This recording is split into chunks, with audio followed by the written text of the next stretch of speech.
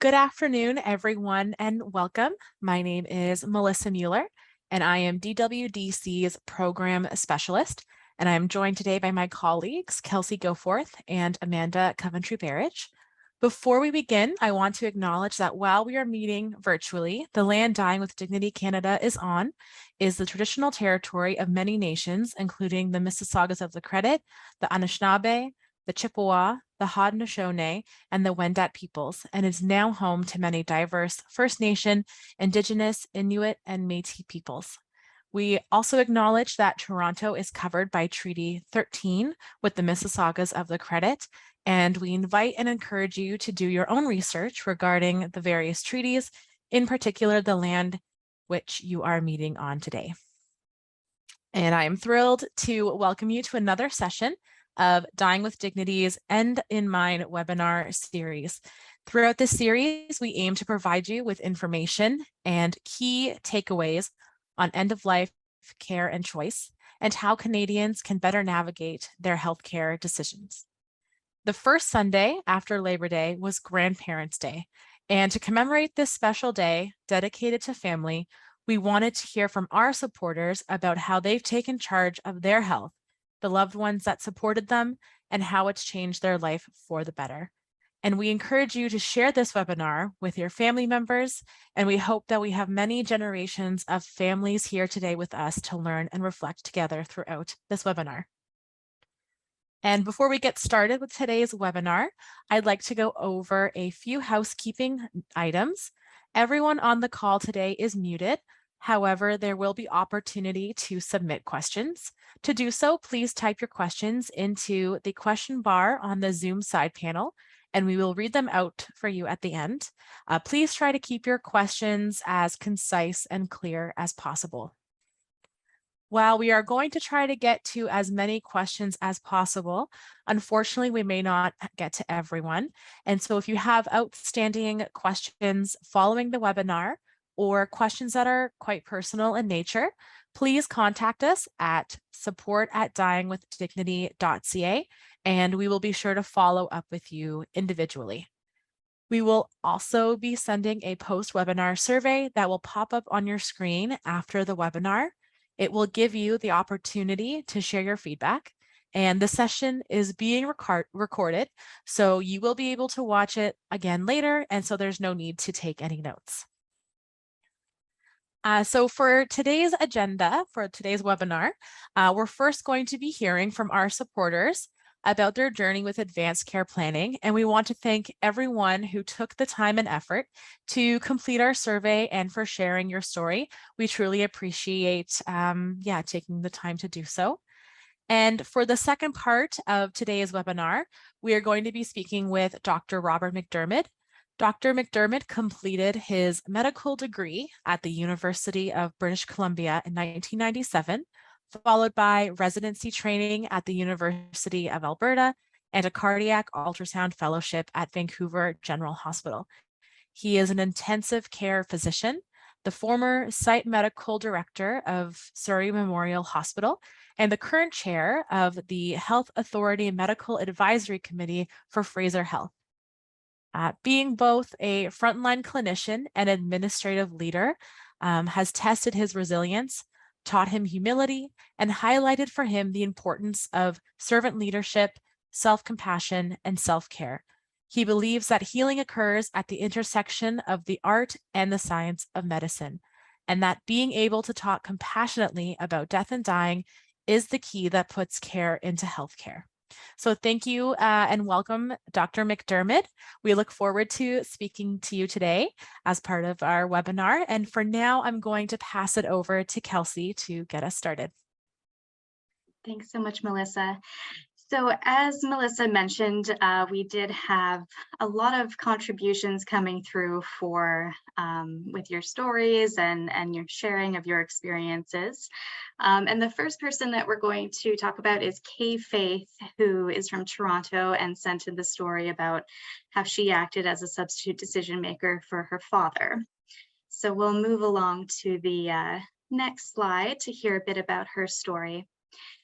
So you can take a minute to read through all of Kay Faith's submission there to get a sense of what happened with her and her dad. But some things that stand out is just how important it is to have that idea of autonomy coming through, and people being able to speak about what they might want for end of life, and to have those reflections and to really engage with family members when it comes to that process.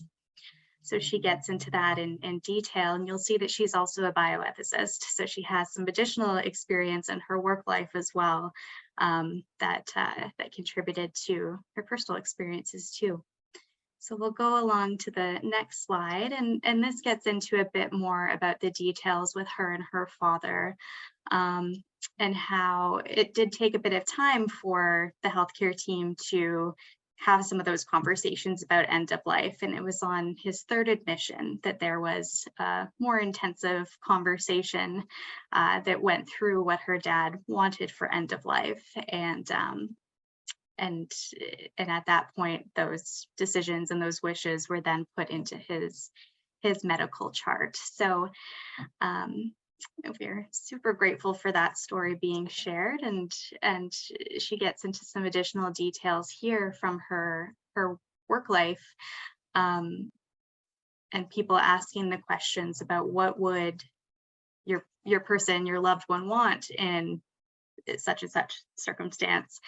And some folks haven't had those conversations, and she reflects on one person who said specifically that he and his father didn't speak about personal subjects. They only talked about fishing and the weather. So talking about something like end of life choice was just very much outside of the scope of their usual conversations. So we're grateful for Kay Faith for contributing today and sharing a bit about her personal story, as well as what she's experienced in her work life. And up next, we have Eileen from British Columbia. So we're going to hear a little bit about Eileen's story on the next slide. So Eileen spoke about both of her parents and what their experience was. They lived last few years of their lives were quite difficult, and she reflects on that. And she also reflects on what that meant for her when it comes to her own healthcare and what she might want. So she made the decision to speak with her children and make sure that they know exactly what she might want for end of life. And hopefully that makes it easier on them as well when they're going through that process with her, whatever that may be. So she says, I learned how strong and resilient I have been and how capable I am making this firm decision, and anticipate the comfort in proceeding with my choice. So she again speaks of that reflection that she's had on what she wants her end of life experience to look like. And you can take a moment to read through this as well. And she speaks a little bit about body disposition as well, and what she might want, and there might be some potential conflict with her children, but she has reflected on what her true values are. And I think that's important that she's been, as clear as she can be about that as well. And finally, we have Suze from Ontario, and she shares a bit of her experience with us as well. We'll go to the next slide. So you can take a second to read through her story. Her husband had a brain cancer and had a stroke, and he lost the ability to do a number of things, such as read and write and speak. So she was an advocate for him in this situation, and she said, if it had not been for my persistence in wanting to honor what I knew were my husband's wishes, he would have suffered greatly. She reflects on that, and we'll move along. You can take a moment to read through this here. She says, the idea that it will never happen no longer exists in my world. It did happen. So this is showing how trying to think of, and it's it's impossible to think of every situation, of course, but trying to make some reflections and do some thinking about what may or may not happen at end of life, and reflect on what you might want in those situations. That's what she's reflecting on here. She says, my brother knows my wishes and he will be my power of attorney. He knows the importance of end-of-life planning after watching what we went through. I feel relieved in knowing he will honor my wishes.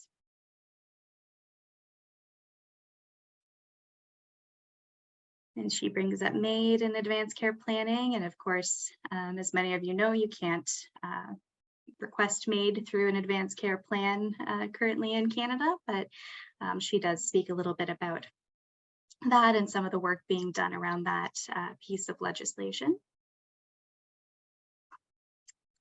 Okay, so once again, thank you everyone for your contributions. There were a lot of you that sent in stories and photos and experiences, and we read through them. We're so grateful that you took the time and shared, often complicated situations and some that are painful, reflecting on what you've been through with family members.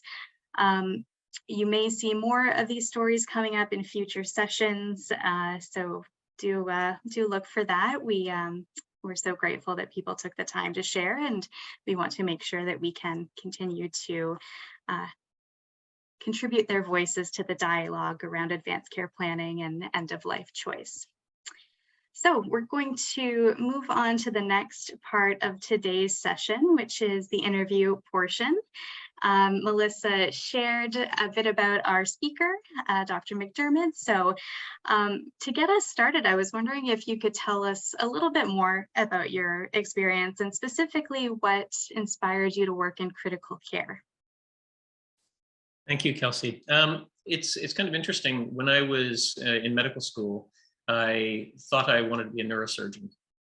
And I had the opportunity when I was late in my medical school training, so just before I'd become a licensed doctor, but before I had done my residency, to work in the intensive care unit at St. Paul's Hospital in Vancouver. The reason it was, and I'm just going to check in, can everybody hear me okay? The audio sounds okay? Excellent. I had the opportunity to be in that intensive care unit as the family member of a patient about 3 weeks before I started my rotation. And what I found was that the compassion that I experienced for both my family member and for us as a family was really powerful. And it inspired me to want to be part of that community of practitioners.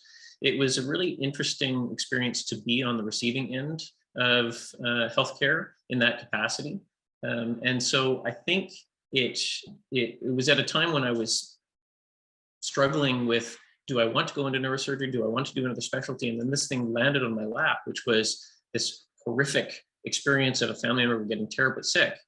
And out of it came this opportunity for me to engage with the healthcare community in a way that I'm so grateful for. It's just an amazing specialty to work in. I get to deal with things that are very serious. I get to be with people in times of great emotional distress. And hopefully I get to make a significant difference in both their lives and the lives of the families. So it's very, very rewarding.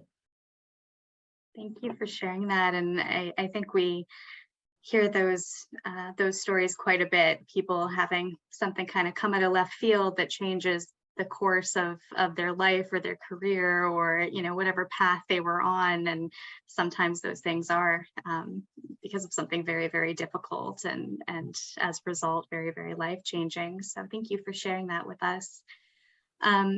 The next question is related to your TED Talk, and I'm hoping that many folks who are joining us today have taken a chance to listen into your TED Talk. It's called Why Talking About Death Matters. So can you share with us, with our audience today, why conversations about end of life are so important? Well, when I was doing the talk, we practiced quite a bit. Doing a TEDx talk is quite a lot of preparation. And I was caught off guard by one of the statements that I made when I was on stage, which was the comment about the little secret, medicine's worst kept secret, which is, that despite all of our scientific advancement, the death rate remains 1 per person. And when I said that, I got this unexpected laughter from the audience. And I honestly wasn't prepared for that. What I've learned over the many years that I've done critical care now is that people are they don't have the confidence to talk about this very important subject, which happens to all of us, in a way that allows them to really create some clarity for themselves. I think advanced care planning is the beginning of that. But the reason talking about dying is so important is that when we talk about dying, it actually brings the things that really matter about your life into clear focus. The acknowledgement that we are of the nature to grow old, we are of the nature to die. Things that we hold dear to us will eventually disappear. All of those things mean that the moment that we have right now is special, regardless of what's going on, right? It can be a horrible, difficult, a catastrophic moment, and yet it still has some specialness to it. And so what I find is that talking about dying allows you to have that experience of finding focus without the catastrophe part of it, right? So it brings you into that conversation, if you can do it in a safe way, of what matters to you in your life. And when you know what matters to you in your life, it becomes really clear about what death could look like or what matters to you at the end of your life. Because for the vast majority of people, the things that are important to you for most of your life are the things that should be important to you at the end of your life, with a few nuances. Sometimes we don't pay attention to the things that are really important to us because of other time pressures, commitments, things like that. But at the end of the day, hopefully the things that we value from our life throughout our lives are the things that are reflected in the things that happen to us near the end of our life. Thank you for that. You mentioned during your answer, conversations as one of the important pieces. So let's get into the importance of conversations a little bit more. First of all, in your role, what kind of discussions do you typically have with patients or with their loved ones when it comes to discussing death and dying? So unfortunately, the vast majority of the conversations that I have as an intensive care specialist are in the setting of something very difficult. So something bad has happened to somebody, and it's either a really bad disease, some bad luck, something bad has landed them in a situation. And just for clarity, as an intensive care specialist, what I do is use life support machines and technologies to keep people alive in situations where they normally would have died. And then we hopefully can help them heal to the point that those life support machines are no longer necessary, and you can remove them so that they can go on to live a longer and fruitful life. I think the situation that I find myself in is it's happened.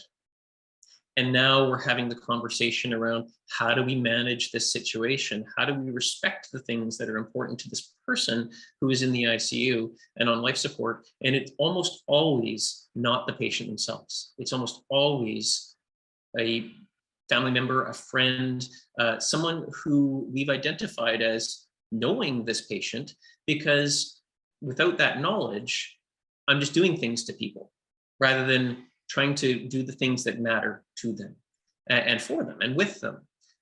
One of the misconceptions about critical care is that, we do all of these things that make people better. And that's not the case. What we do is a whole bunch of things that keep people alive.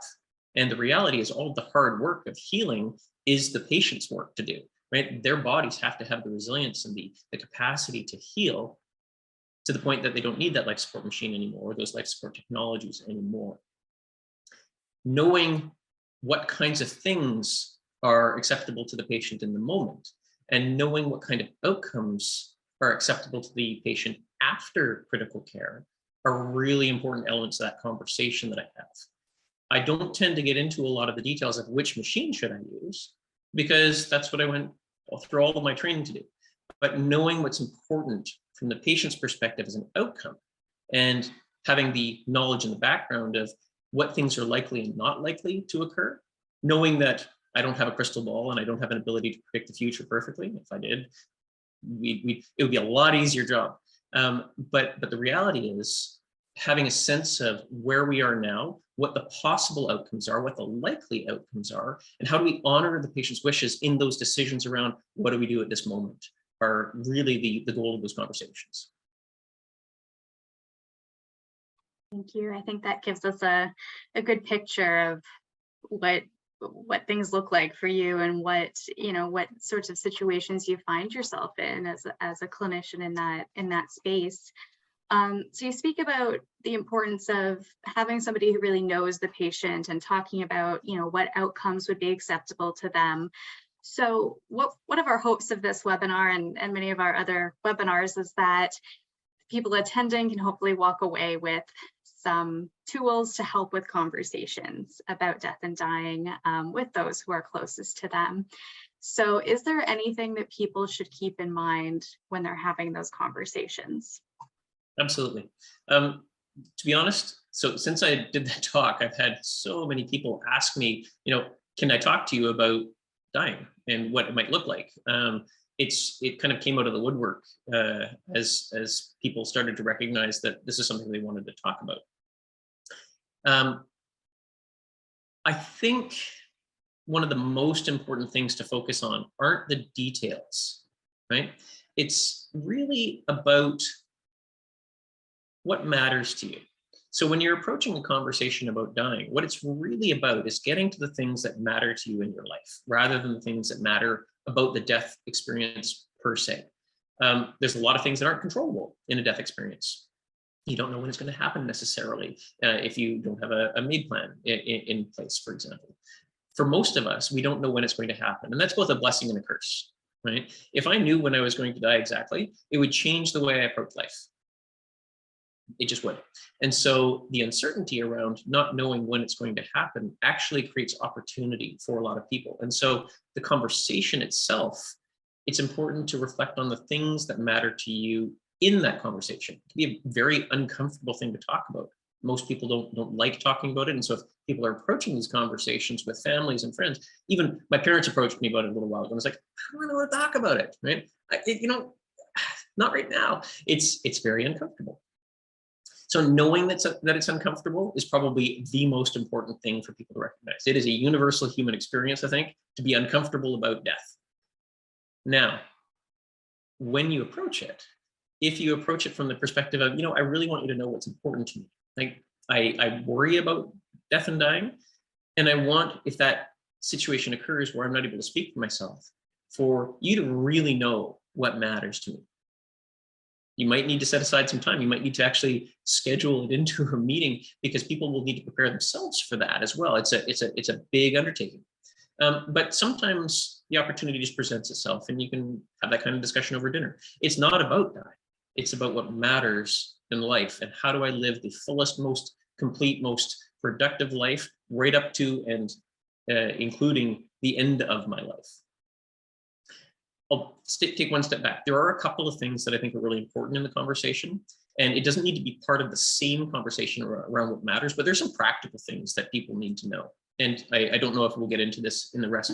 There are some legal implications for death and dying that are really important. There's some financial things. There are just some mechanics of end of life that, if you haven't really thought about it, do tend to get in the way, or do tend to create problems that are anticipatable. But I think the important thing for people to remember is that prepare for it to be a little bit uncomfortable, but don't talk about the dying part. Talk about the things that matter, that are brought into focus because you've expressed this concern about, my life will not always be here. So let's make sure we talk about the things that are important in my life. Thank you for that. I run into similar issues with my parents, not being comfortable with the topic and not really wanting to get into it. So I will try these tools next time and see how it goes. But I'm really interested in what you were saying about,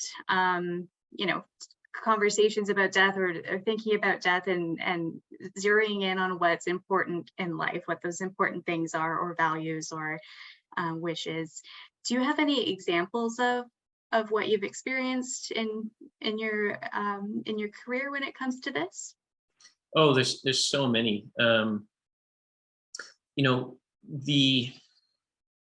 I have the good fortune of being with people when they die quite frequently. What I find when people are in the situation, there's often a lot of regret. There's a lot of unsaid words that people wish they could say. And fortunately, the majority of my patients do survive. So when you have these kind of near-death experiences, you kind of get an opportunity to think about the things that really matter. And the advanced care planning conversations do that same thing. Things that people reflect on. I mean, you hear that it's almost a cliche that people don't wish that they'd worked harder, right? They wish no one wishes they'd spent more time in the office. Maybe someone does, but I haven't met one of those people yet. People wished that they had reconciled relationships that were damaged.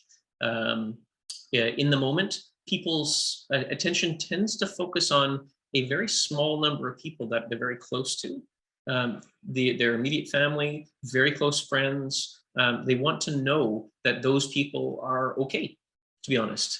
So in the occasional patient that is still lucid and that I'm able to talk to who's facing death themselves, they actually become quite selfless. They start worrying about other people. And that's in the very final moments. They're like, I want to make sure this person's okay. I want to make sure this person's okay. I want to make sure that all of my affairs are in order so that no one has to worry when I'm gone. Those are the things that come into really sharp focus for people. It's how do I make sure that others around me have their suffering minimized?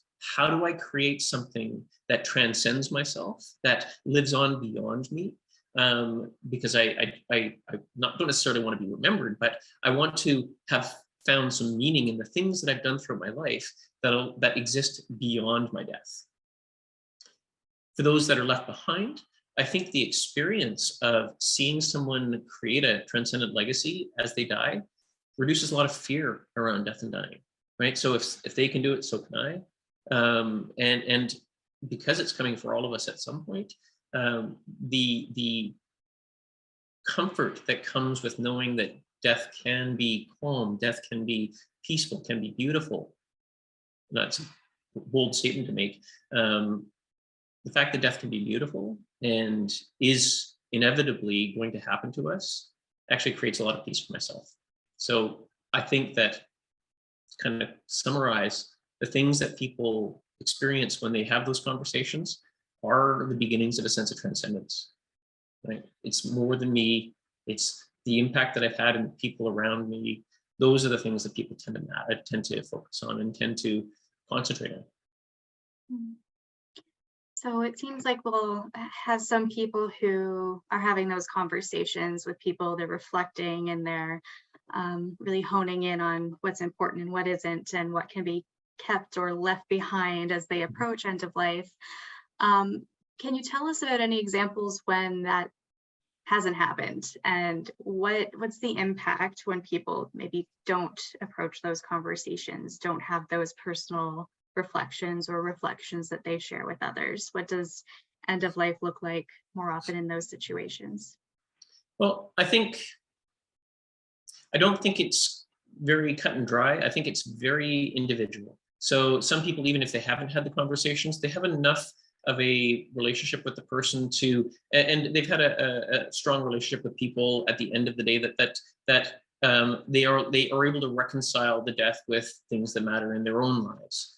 I think one of the things that the advanced care planning does mitigate is there's a lot of stress around money, right? How do I pay bills? How do I, because when you're in the intensive care unit, you actually don't know if you're going to live or die, right? And the family is in this state of uncertainty. Are you going to live or die? And so life things continue on. And the really important part of advanced care planning, from my standpoint in the ICU, where I'm keeping somebody alive with machines without, certainty that the person's going to survive, is there are bills that are going to have to be paid, and there needs to be a mechanism in place to be able to do that. There are really, I've seen people in the ICU who are reasonably lucid bring lawyers in to try to sign wills and things like that. And that is not the time when you're trying to heal. Are the people even competent to be making those decisions at that point in time is a big question. So I think the mechanics of making sure that your life, when you're faced with a near-death experience, doesn't derail, and that the pressure that's put on family members to try to manage your life while you're incapacitated, those are really important pieces of the puzzle. Now, what tends to happen from my standpoint, so that's the stuff outside of medicine. The death experience itself, without an advanced care plan, is actually, it can be very similar. And so I don't want people to think that I have to rush out and do this right now. This is something that you want to approach thoughtfully. It's not something you want to necessarily do this weekend, right? I mean, you might want to have the conversation this weekend because it's a time of reflection, but you don't necessarily need to rush and have it in place for Monday morning, right? That's not the goal here. The goal is to engage in conversation, because what we do for people who don't have advanced care plans is exactly the same thing that we do for people with advanced care plans, with one difference. The advanced care plan tells me, I trust this person, right? The agent that's identified, or the person that's identified in the advanced care plan as the surrogate decision maker, that is really important, because it tells me that the patient themselves has said, I trust this person. There's lots of details in the advanced care plan and lots of things that help us understand preferences and whatnot. But if you don't have that, we go to people that are around you that are close. And we hope that those people know you well enough to be able to help us make decisions for you. But at the end of the day, my hope is that people are treated kindly, compassionately, that we worry about minimizing suffering, that we try to protect life, that we do all of the same things, that we treat people with kindness and compassion, knowing that they may die, but hoping that the treatments that we provide them will help them live a long and fruitful life afterwards. Does that make sense? No, that's great. Thank you. That makes sense. So you reflected a little bit before about people having some clarity on what's important at end of life. Most people aren't saying that they wish they were at the office more, or there's reflections on relationships that they wish were different, or that they want to heal a little bit before they die. Are there any other changes that you've noticed as somebody gets closer to the end of life when it comes to what's important and what's not, that you could share? I think what we see as people get closer to death, their worlds tend to constrict, right? In terms of, they constrict and they expand, right? So the big changes that I see as people get closer to the end of life, I think it kind of goes in two directions. If you have really meaningful, important conversations, people tend to find peace. If you haven't had those conversations, a lot of people feel more anxious. There's things that are undone. There's things that are unsaid. There are things that I haven't done yet. So I think that the conversation is really the dividing point for people as they approach death. You can go one of two ways. Either you have enough knowledge and awareness and you have dealt with the things that you feel are important, or you haven't. And it's the way you approach the end of life that determines how you experience it, I think. Talking about it isn't for everybody, right? There are some people that just don't want to talk about it. And they're perfectly capable of making sure that they have all of their affairs in order and the things that are important to them are addressed without talking about it. I think the experience of people around them is also impacted. And so it kind of depends on your own personal circumstance. I don't know that there's a one size fits all, but I do see either this trajectory towards peace. There's no, right? People don't just, it's no big deal. It's a big deal, right? They either get more calm and more peaceful, or they get more anxious and more disoriented, disrupted. Fortunately, most people find peace, is in my experience. The occasional one that is really hanging on tightly, that is either not aware of the things that are important because they haven't had time to process it, or just hasn't had the skills or the opportunity to deal with those things. There's some distress there, I think. And I see that mostly in fragmented relationships, fragmented familial relationships. I'm sorry, there's just some noise in the background outside my house right now if you hear banging. No, it's okay. I can't hear anything. So I think we're good. But thanks for flagging. I'm also in a very busy intersection in Toronto, so I we'll get noises in the background too sometimes. So this idea about people, there might be some additional distress sometimes. Does that then lead into maybe a fear of death? And then maybe more generally, how do you support people who are afraid of dying? It's a very, very interesting question. I think fundamentally it's about fear, right? So I think that as we're approaching this thing that we're all not really very well equipped to deal with in modern society, because we don't see it very often, right? I mean, we've taken this thing that everybody does, and we've hidden it away, right? We put it in the hospital. People used to die at home 120 years ago. Everybody died at home. Now, the majority of people will die in a hospital, and most of them will die in intensive care. So patients and families don't get to see it, don't get to experience it in a way that is integrated into their lives. It's this thing that happens outside of your home, right? It's this thing that happens in a hospital. And that's a problem for us. I think the key is to not normalize it, but to share, right? And so when I have someone who's very sick, the moment you come into hospital, you're wondering if your life is going to change, right? Even if it's, I've stubbed my toe on something and my toe is black and blue and it's bleeding, right? You come in and you think to yourself, am I going to be able to walk properly again? Am I going to be able to run? Like something as minor as that, right? Or you sprain something and you're getting an x-ray. You're like, oh, the things that you hold near and dear to yourself, like your mobility, are suddenly thrown into question. And for how long? This stuff that we're talking about is infinitely more, right? And so the experience that people have is just so much more acute. So my job as an intensive care doctor is to meet these people where they are, right? Knowing that they are very scared that their loved one is in jeopardy, or their family member is potentially going to die. And I have an approach which is, we don't want to build trust. It's impossible to build something that someone else gives you, right? So instead of building trust, I try to focus on being trustworthy and acting in a way that communicates that people can trust me. And the things that determine whether someone is trustworthy are they competent, are they reliable, and are they honest? And I have to be able to convince someone in a few short seconds, am I trustworthy? And the way you do that is with compassion, right? So I do a lot of listening. I open with a situation that, this is a really bad thing that's happened. Now, help me understand the person that I'm looking after. And so we often get into stories and just conversations. Conversations sometimes are very brief, sometimes they're quite long.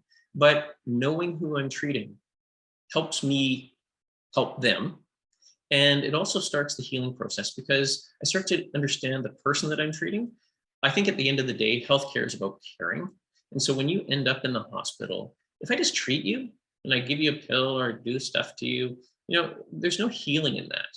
But once you can start to make sense of the experience that you've gone through stories and through narrative, and through trying to piece together, what does this mean to me as a person? What does this mean to my loved one? What is it going to mean to me going forward? That's where healing starts to happen. And I can see it starting to happen when I'm engaging with families right out of the gate. That is my whole focus, is how do I make this really scary thing as safe feeling as possible, knowing that it's a really dangerous time for people. It's this great gift that I get from families, that they come to me with these problems, and I get to try to help them through it in a way that makes the most sense for them. So that's how I approach the conversations. It's really about just listening, sharing, understanding the person, and at the end of the day, then being able to individualize the treatments. That it might be something as simple as, what kind of music do they like to listen to? And we have a TV in most of the ICU rooms, and we can turn it to a radio channel, right? And so if someone like country music, we put on a little bit of country music in the background, so it makes them feel like they're a little bit more comfortable. It's those little things. They don't cost anything, right? It's how do I make sure that this person in front of me is being treated like a person and not just as a patient. Thank you for that, and that emphasis on compassion. And it also sounds like a part of what you do, especially if it's with the patient who may be dying, acknowledging and being compassionate to the fact that they're grieving themselves, the loss of their life, ending soon, and the abilities to do things that they maybe can't anymore because of the nature of their illness. So thank you for sharing that. I think what you were saying too ties in well to the next question, and something that you refer to in your TED Talk called the human cost that we have begun to neglect in healthcare. Could you share a little bit more about what that means? Absolutely. So everybody knows healthcare costs a lot of money, right? It's a huge proportion of the tax dollars that we spend in Canada. And everybody's also probably hearing now that the healthcare system is broken. I think what the pandemic highlighted for me was that there's so much more to healthcare than the tasks. And that's actually the motivation that I had behind doing the TEDx was I wanted people to know that the science is really, really important, but that art of being with people is absolutely what makes healthcare worthwhile, right? I mean, having perfect technical care doesn't make a difference in someone's life if they feel like they've been mistreated throughout that entire process because the things that are really important for them haven't been honored. That's what the human costs are. If we don't talk to people and we don't understand what matters to you as an individual, we do a whole bunch of things that hurt, that create outcomes that people don't want, that actually make their lives more challenging. We compound suffering in such a profound way because we're doing things without clear intention, right? We're just doing things for the sake of preserving life at all costs. And that's fine in some circumstances. When you don't know, we tend to err on the side of life because we don't know. But there is a cost associated with that. And the pandemic highlighted that for me.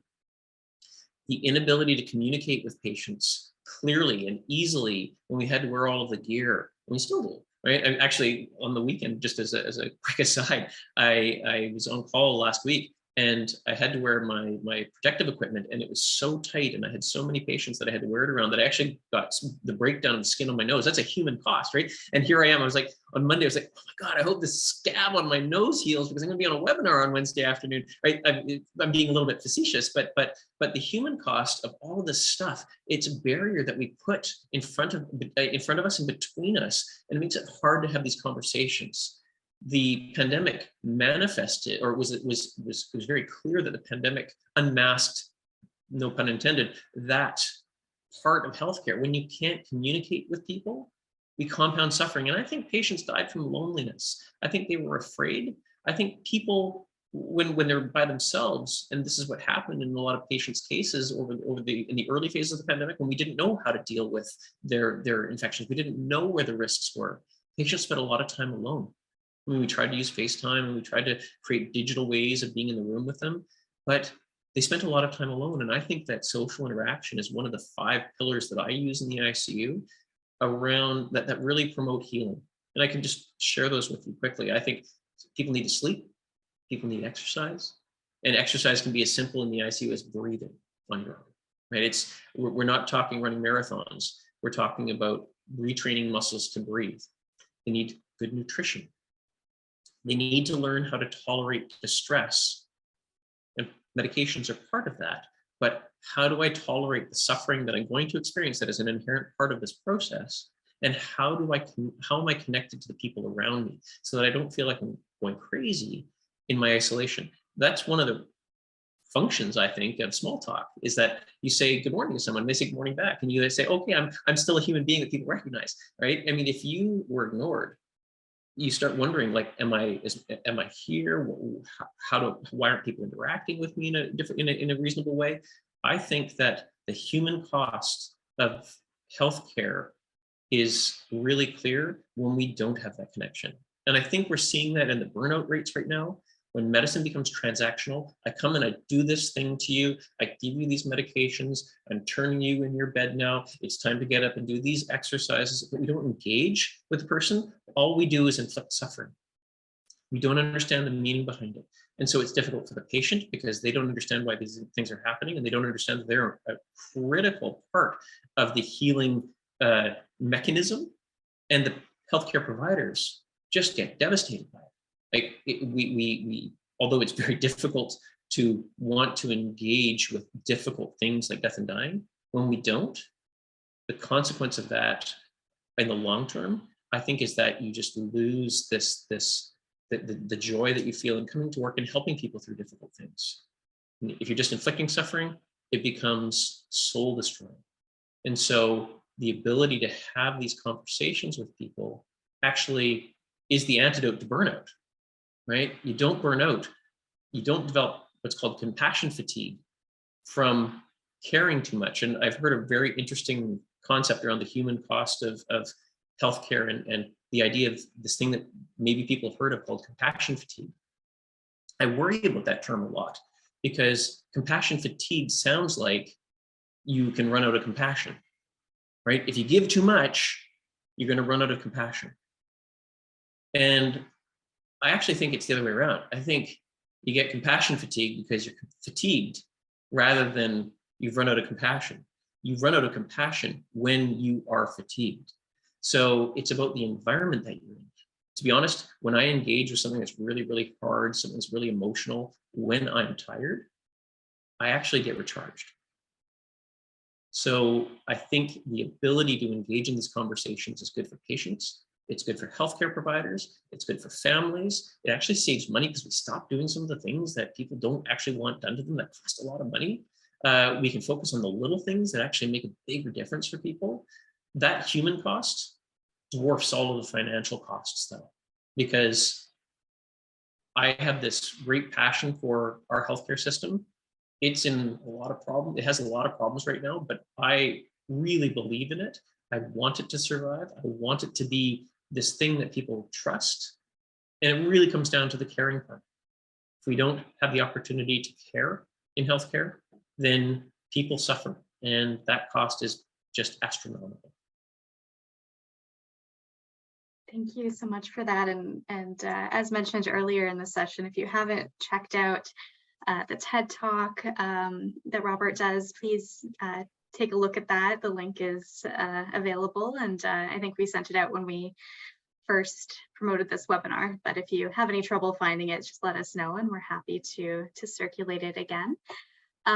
So this will be the final question before we get into some of our audience questions. So if you have anything that has come up for you during the session, you want to put it in the Q&A box, please go ahead and do that now, and we'll try to get to as many as we can this afternoon. So the last question then before we get to that is that you've talked before about how one of the most important things a parent can teach their child is how to die well.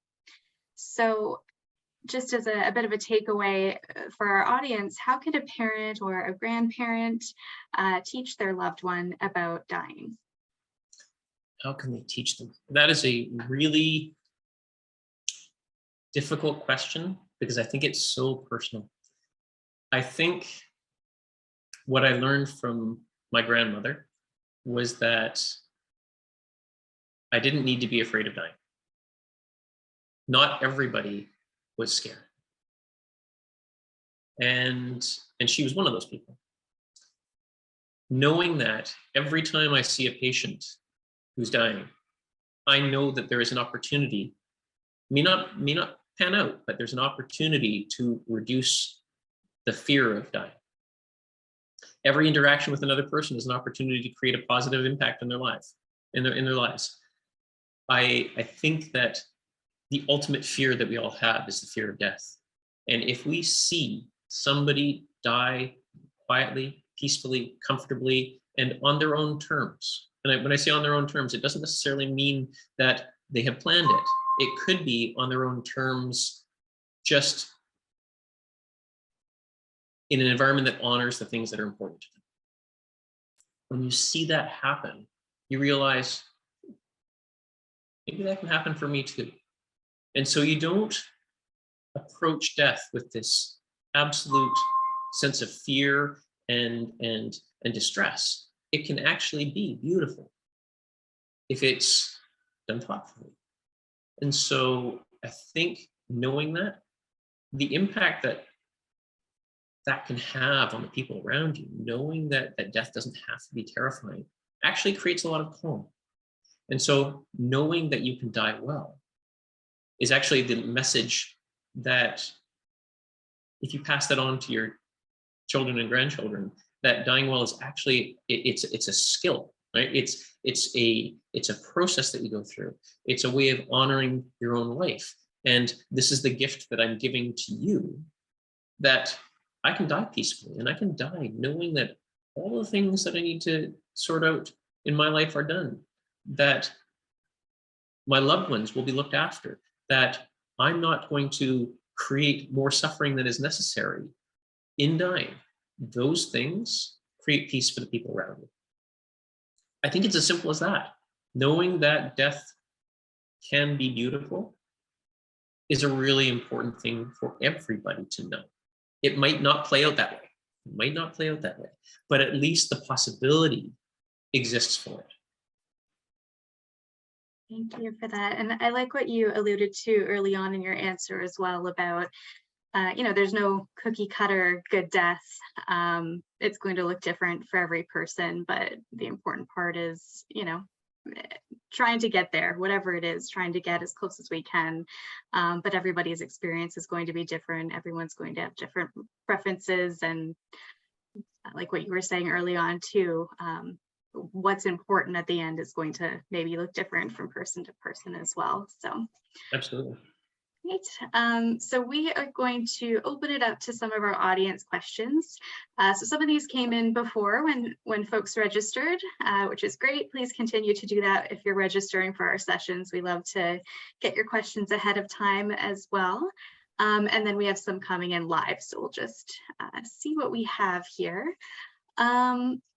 So this person, I get the sense from this person that they are younger and they're facing a life-limiting illness.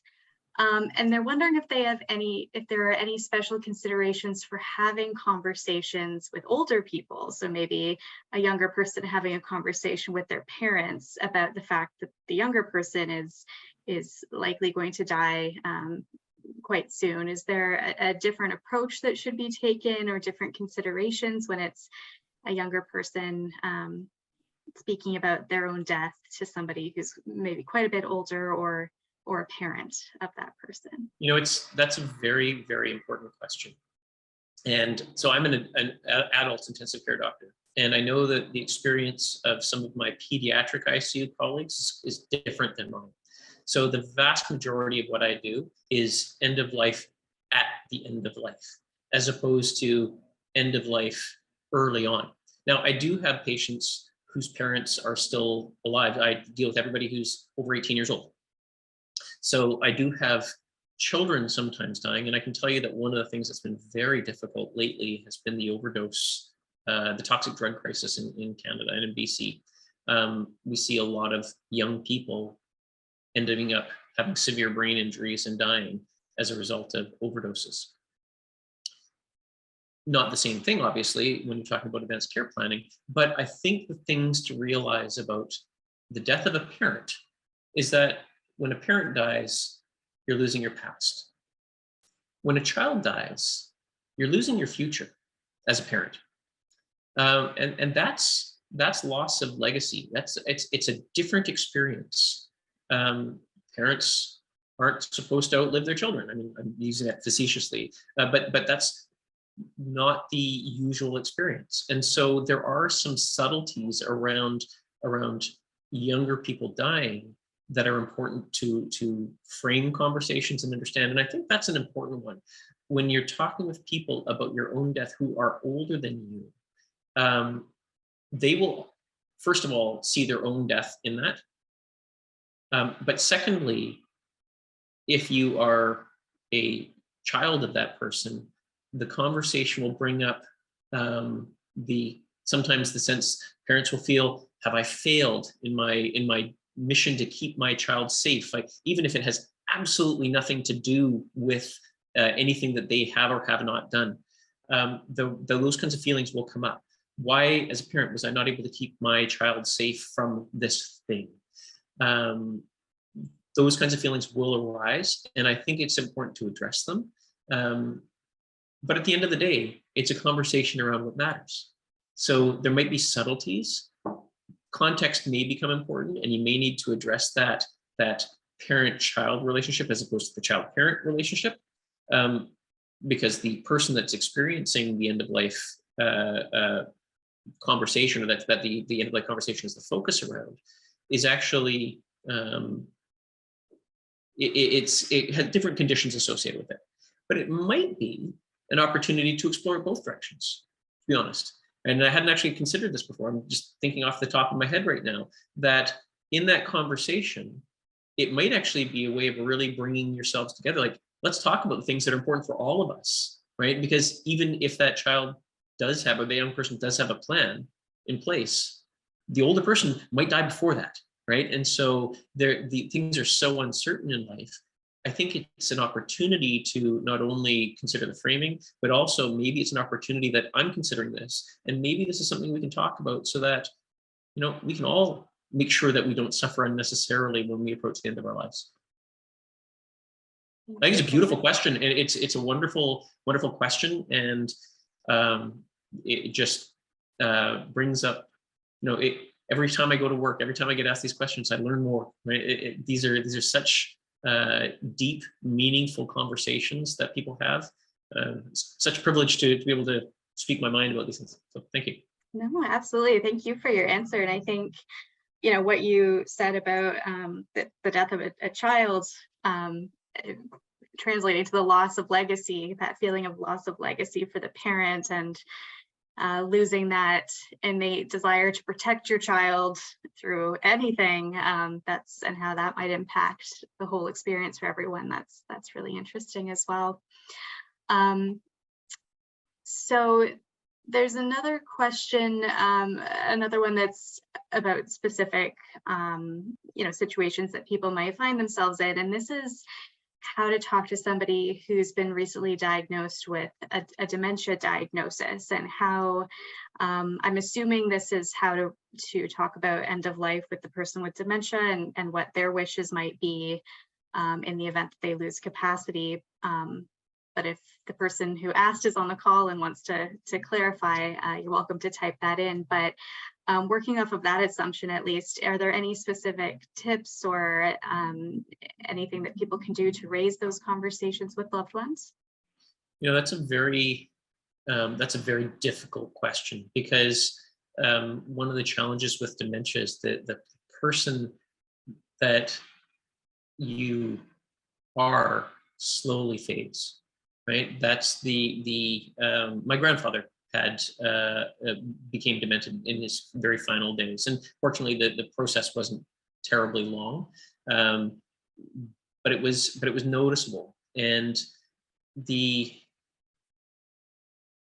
I think the key to those kinds of conversations, again, is about what people honor in life. So it's a little bit tricky, because our legislation is a little bit difficult right now. You have to have capacity to be able to make, consent to processes around MAID, and advanced care plans don't permit it, and we're making headway in that. But I think the key is to explore stories, right? And so at the end of the day, the healthcare journey that someone takes should be a reflection of the things that were important to them in life, with the understanding that our goal is to relieve suffering. I think that's a really important piece. So honoring the things that are important for somebody who has dementia are really crucial. And I'll give you an example. When someone who has cognitive impairment goes into a nursing home, I should back up. When someone has cognitive impairment, familiarity is really important. The things that they are familiar with become their kind of anchors, right? And so a home can become very important. And so having someone who is demented or dementing go to a long-term care facility to be cared for is something that needs to be thought about very carefully, because it's going to be more disorienting. And I'm not saying that you need to plan for end of life, but there are conversations that you can have around what kinds of things still matter to you as a person, and just be prepared for unusual conversations, right? But at the end of the day, the question becomes, if someone has a catastrophic change in their function, they get pneumonia, they have a fall and they break a hip. When they come into hospital, we're going to treat them. And the question becomes, what kind of things do we do to try to prolong their life? Because there are simple things that we can do that everybody would want. If you break your hip, most people are going to want it fixed because it means you're never going to walk again, or you're unlikely to walk again if you don't get it fixed.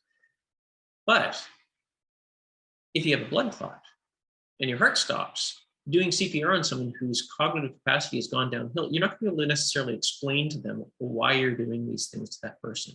And so at some point, setting some limits on just how aggressive we are at trying to prolong life in a situation where you see someone gradually declining actually is a way of addressing the concerns around, someone is on a declining trajectory from their cognitive capacity. It's not about necessarily having a clear end of life plan, but an approach to the inevitable deterioration that is compassionate and thoughtful, that doesn't necessarily involve all of the armamentarium of heroics that we would normally do to try to preserve life. Those are the things that you can start to try to address, and that can be addressed in an advanced care plan. So things like, if their heart stops, we won't do CPR.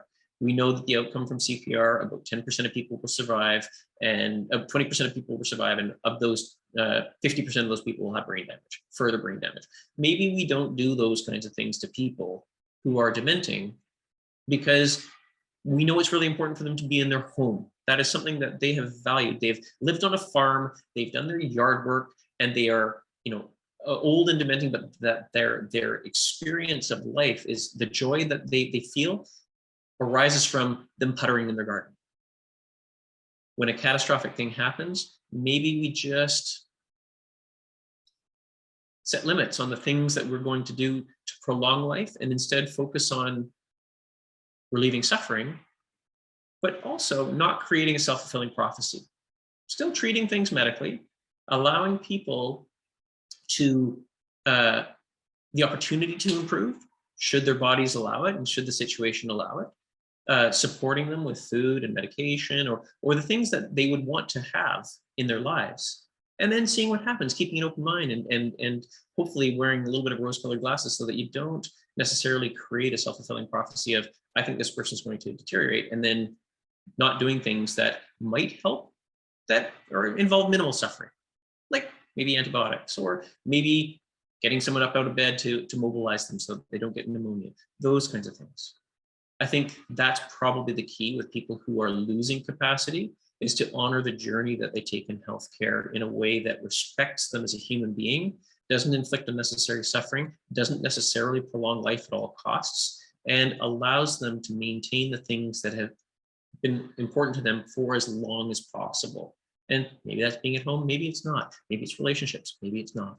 I think that's a situation where the individualization becomes really important. Thank you for that. I wanted to just share some of the comments that came through as well. So people are expressing their profound thanks for this session, and somebody hopes that you're teaching what you're sharing with us today at university medical programs, which I think ties in really nicely to the question that came through. So this person is asking, are med schools teaching new doctors to be more comfortable with death and having these discussions with patients and their families? As the primary caregiver for my parents, who have had several interactions with many doctors, I have not experienced this. In fact, I get strange and suspicious looks when I try to engage in these discussions. So any comments on what medical school is looking like and what new doctors are kind of coming into the field with in terms of frame of mind? Absolutely. I mean, the difficult conversation around death and dying is definitely becoming more front and center. So in the teaching that I do in the intensive care unit, absolutely, we talk about this all the time, and we role model it, right? So I have trainees come with me, and when I do end of life conversations, they're in the room with me listening, and we usually debrief about it afterwards, and I tell people why.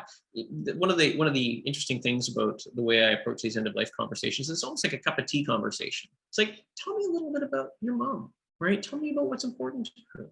And the trainees will look at me like, well, what are you talking about, right? Why are you worrying about what this person likes to do for hobbies? And the reason is that it paints a picture in my mind of what this person's like.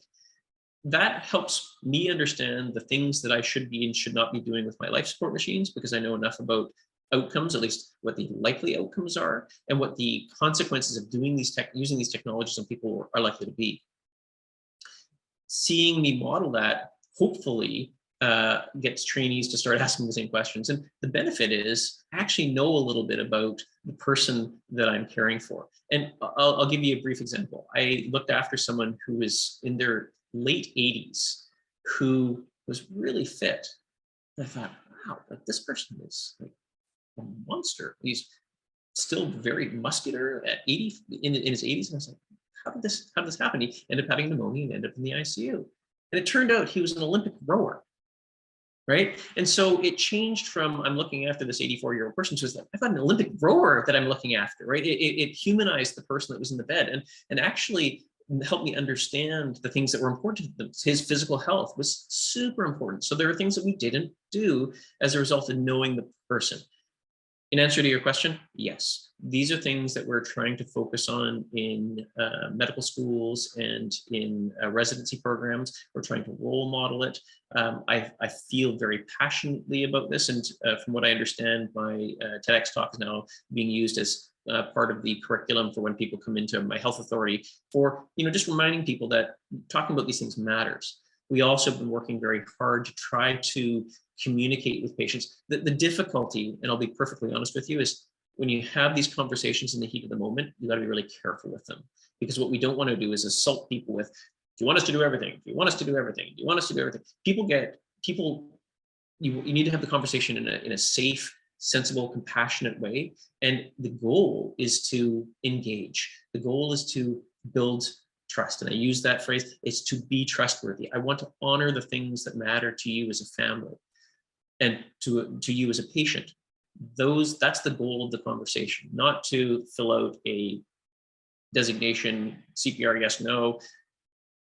The way we approach the conversation is actually the key. The actual documentation around it, also really important, but the conversations that a lot of people have, they actually don't want to have the conversation with healthcare providers because we tend to do them less sensitively than hopefully we should. I think one of the goals that I have in medical school training and in my conversations with healthcare leaders is that these conversations are really important and that they take time. And we can talk about efficiency, but this isn't something where efficiency is a metric that actually matters. It's efficient if you look at the longer term journey. If you look at the course of my day, this is not an efficient thing for me to do right at this moment. I don't get as many things done when I have these conversations. But the impact that time has on all of the other things that I do, really powerful. So short answer, absolutely, we're doing this. Longer answer, it's going to take a long time to trickle through. We're still very focused on an efficient, cost-effective healthcare system, and we've doubled down on the efficient part of it, which means that these meaningful conversations are sometimes harder to have. But at the end of the day, this is the direction that I think our healthcare system has to go. This is why people are turning to alternative healthcare, alternative medicine providers, because they take the time to talk to people, right? Our healthcare system needs to embrace these kinds of conversations as well. And I hope that it actually happens for the person that submitted the question. Thank you so much for your answer. I'm going to share a few more comments that came through, and then we'll get to maybe our final question for this afternoon. So some people are reflecting on today, saying just how informative this has been, how everything was laid out so clearly. appreciate listening to you this afternoon, and somebody is convinced that end-of-life conversations are necessary to have with their children. So it sounds like they are taking away some plans to have those conversations moving forward. Thank you very much, Dr. McDermid, for your highly compassionate views. I wish that the healthcare system, hospitals, and healthcare workers all actually share and employ your perfectly sound approaches. And someone else says how reassured they are by your approach. So lots of great comments, lots of people very appreciative of what you've shared with us today, and we of course are too. It's easy to talk to you, Kelsey. Thank you too. So one final question before we go. Somebody has asked about organ donation and how does this fit in with advanced care planning, end-of-life conversations, and what we're doing with our loved ones or our healthcare team. Again, very good question. So end-of-life or organ donation questions are, it's a little bit different. And the reason it's a little bit different is that there are two general ways that people are allowed to donate organs. One is if you suffer a catastrophic brain injury and you're declared brain dead. Brain death is a legal definition or a legal construct that allows someone whose heart is still beating to be declared dead. And so around that kind of situation, the things that we see are really bad accidents, overdoses, those kinds of things, those kinds of situations often result in what's called an anoxic or traumatic brain injury, where really the thing that doesn't work anymore is just the brain. And as a result of that, there's a process that we go through to determine whether or not the brain has any meaningful function left. And if that person fulfills the criteria for brain death, they are actually, by definition, legally dead. At that point, the family is allowed to, is often approached about consenting to organ donation. So if you suffer a catastrophic brain injury, if someone suffers a catastrophic brain injury, it's important for the family to know, I want to be an organ donor. There's a different circumstance as well, where, and the reason that's important is that family members will be the ones that are asked by our transplant teams, is it okay? Is this something that this person would have been interested in? So actually communicating your desire to be an organ donor is an important thing to share.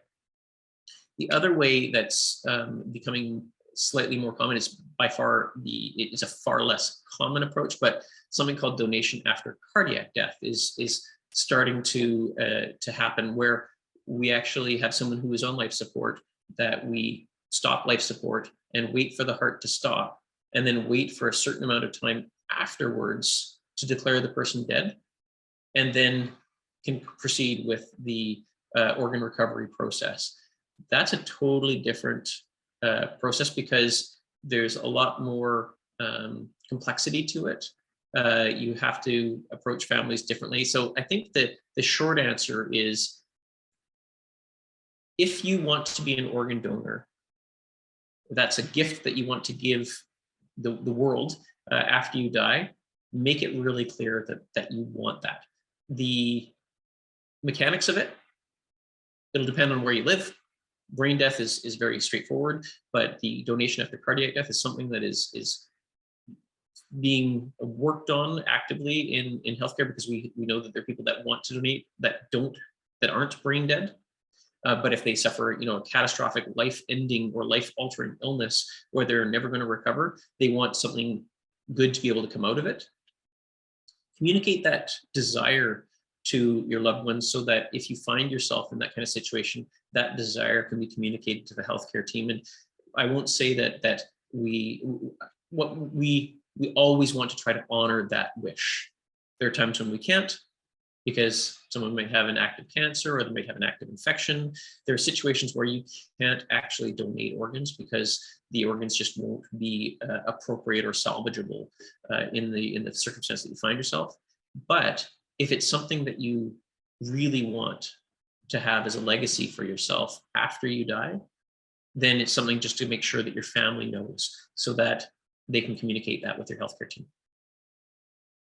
Thank you. I think that's a good place to end. We're coming back again to that idea of conversations and making sure people, know what you might want. So thank you so much for that. So it's 4:15 Eastern. We're going to wrap it up for this afternoon. Robert, thank you so much for everything today. We loved having you. And like I said, lots of amazing comments coming through. I think a lot of folks got great new information that they didn't have before out of your session, and also some good tips for what they might want to consider moving forward with their own end of life discussions and work that they're doing themselves. So to our audience, thank you for joining us for the last hour and a bit. It's always great for so much engagement to be happening in our sessions. We will be hosting more webinars this fall, so keep an eye on your email. We're going to be promoting those to you shortly. And in the meantime, if you could take a moment to fill out our survey, that would be fantastic. And we hope to see you all again soon. Thank you so much for the opportunity. No problem. Take care. Bye-bye. Bye.